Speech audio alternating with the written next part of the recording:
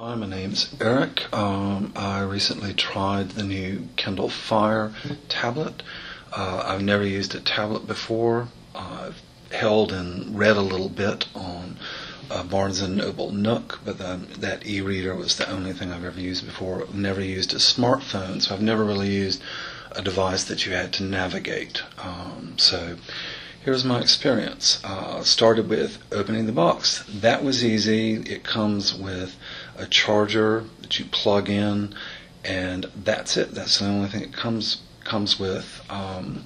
Getting started was not intuitive, and in fact someone else had the same problem, had a lot more experience than I did. You instead of tapping it, there's an arrow that you drag across to open it up, but that wasn't readily apparent. There are no initial instructions or anything with it.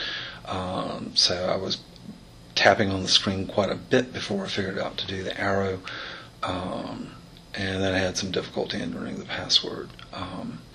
It feels pretty good. It's a bit heavier than I expected it to be. Again, I only had a Barnes & Noble Nook to compare it to, and that was just an e-reader, so there's a lot less in it, which made it lighter, but it felt pretty good. A little heavy, but not too heavy. Did manage to read some stuff. The screen resolution is very good. I found it very easy to read. I like that. It was quite responsive. The speed was good.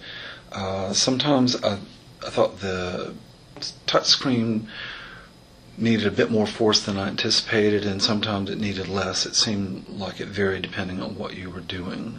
So I think that's something you would just get accustomed to. Again, this was totally virgin experience of this kind of thing. So access the internet on it, that took a bit. Right now it's called Google Instant, and doing that was not intuitive at all, but eventually I got pretty good at it, so I could search stuff. Watched a video from YouTube. It was difficult to navigate trying to search YouTube. I went to web search for some reason. Went to Google. I couldn't adjust the volume. I found out later that I was doing what seemed intuitive to adjust the volume, but that wasn't how the volume worked. And so, anyway, that was something I'm sure I would have found out if I'd spent more time doing it, but that was not intuitive at all. I did check my email on it. That worked very well.